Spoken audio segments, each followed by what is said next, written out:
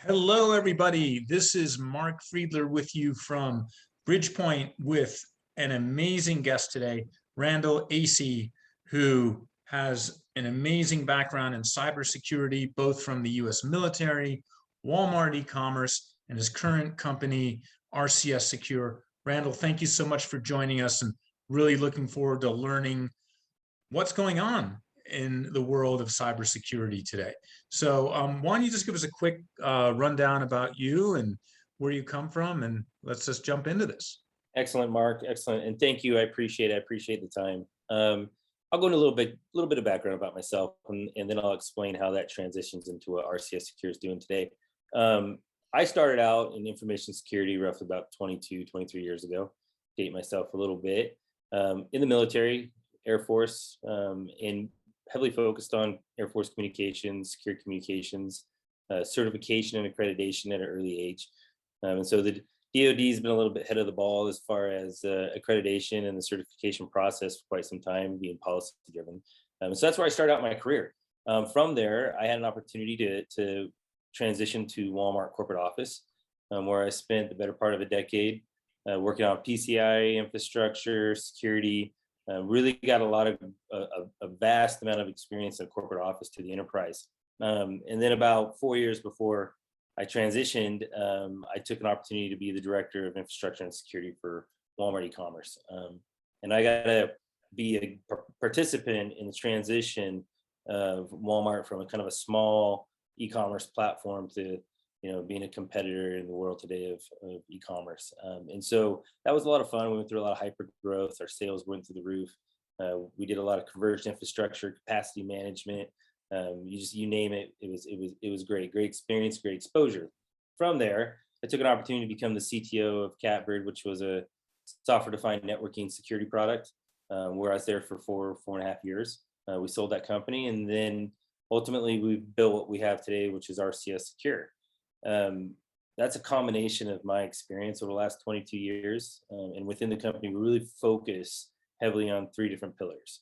One being the assessment side of the house, everything from PCI to NIST to CMMC, HIPAA, CCPA, SOC 2, list kind of goes on and on and on. We have a significant assessment practice.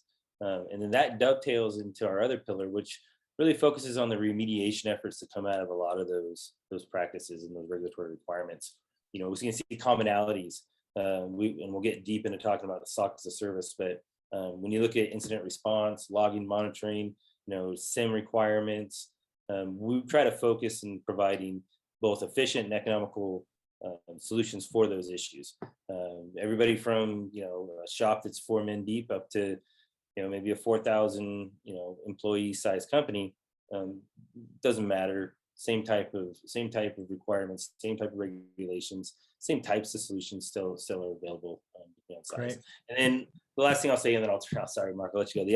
The other pillar that we focus on is the MSP practice, and that's our full managed service practice, which is what that is. So go ahead. Yeah, no, so if you could just share with everyone kind of what's the real story right now.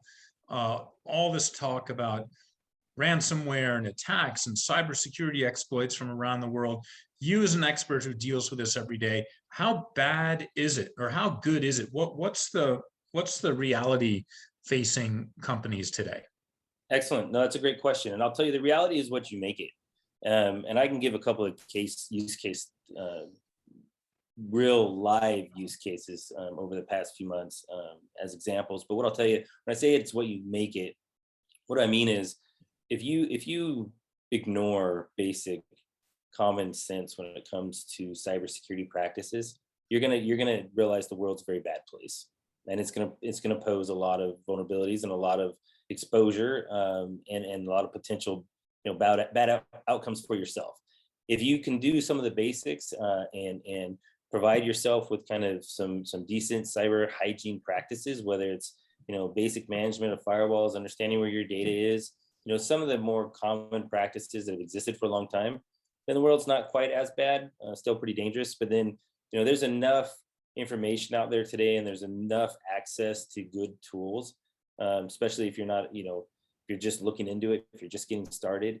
Sometimes that's better than having, bad security for the past 10 years that you have to fix, the technical debt that comes with that. And so the reality of how bad is it, that really depends on how much effort you've put into your company, ensuring that you've done what you should do as a good corporate citizen.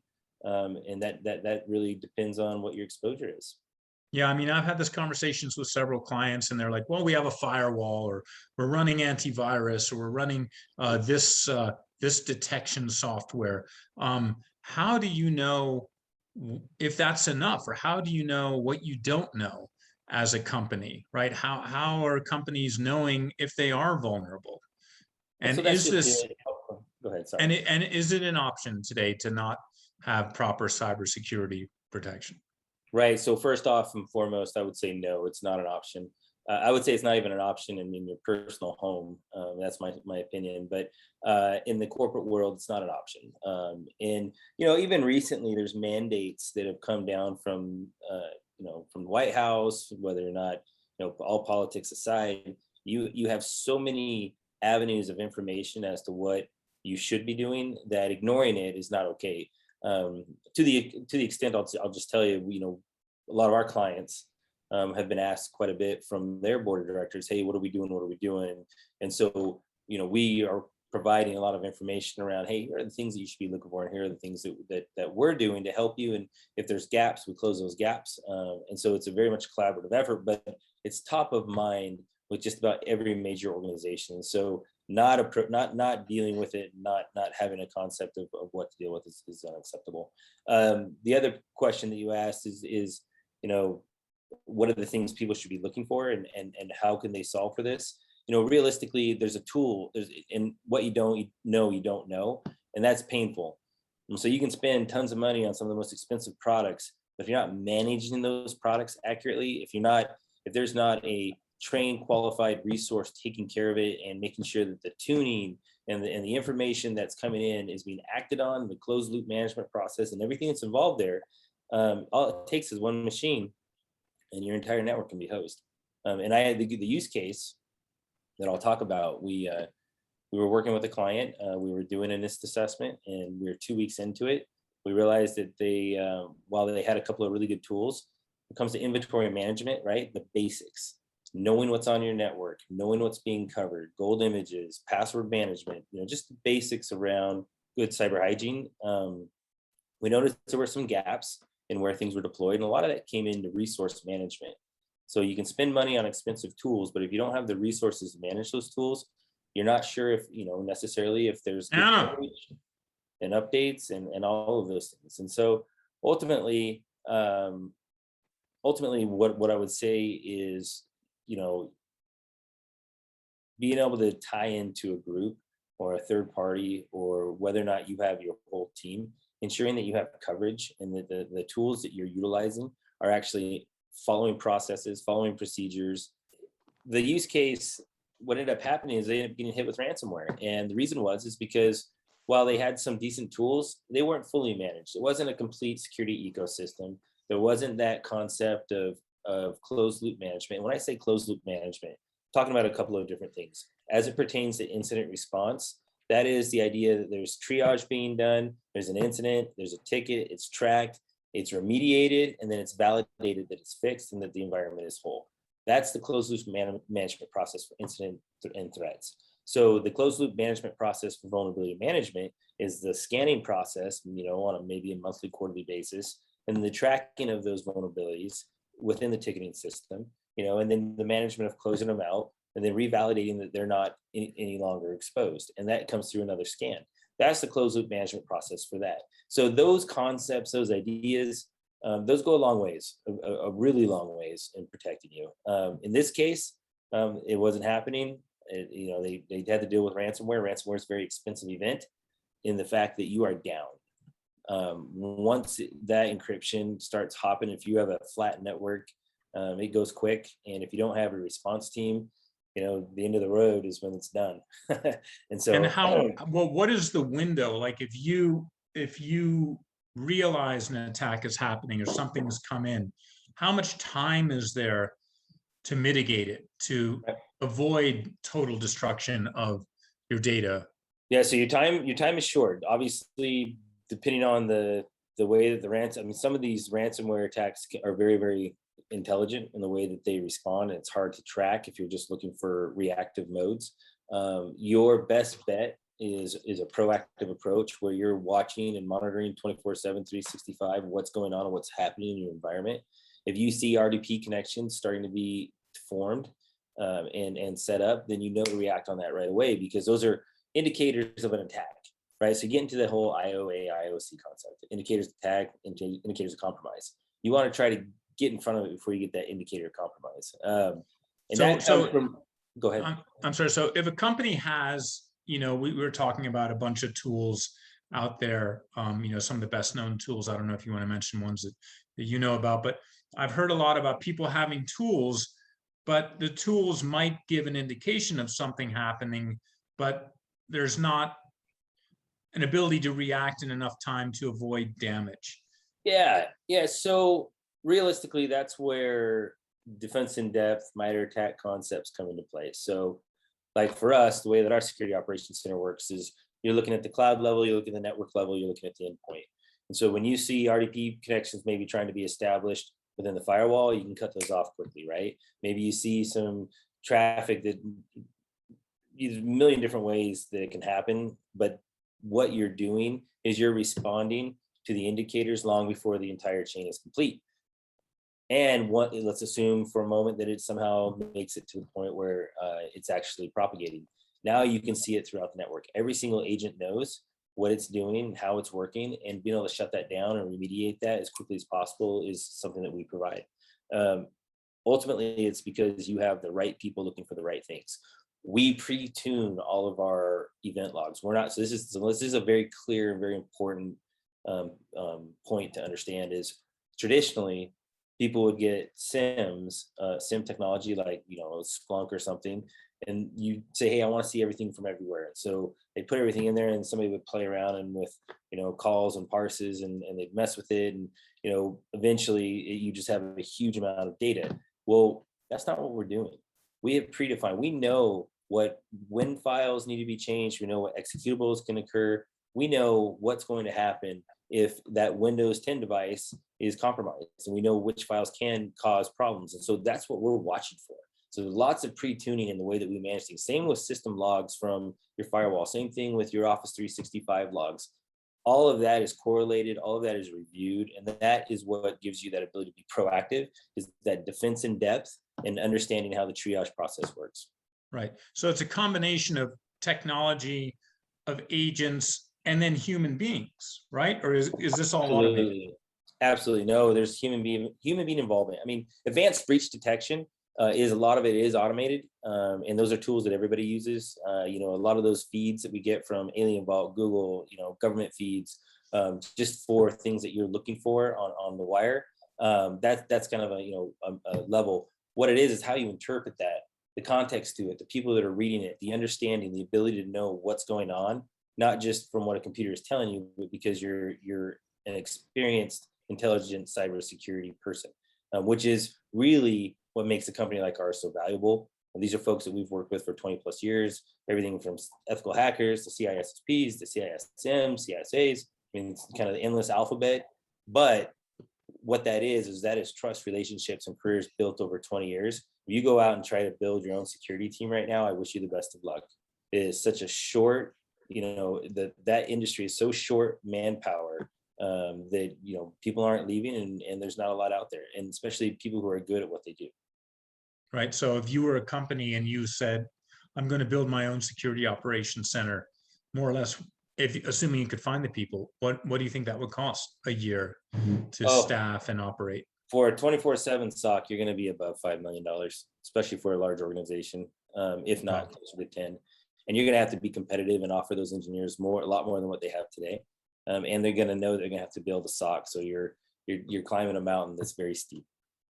And so does that mean, $5-10 million, that's a lot of money. Would that be, how does SOC as a service work? I know that's one of your offerings. That sounds like it'd be expensive too for companies to do a SOC as a service. Consider the fact that, there's Economics of volume. So our SOC as a service is very expandable. We sell it by the agent. You know, you have incident response managers. We're a very white glove service because we're good at what we do. We feel very confident. We come in at a very, very competitive rate.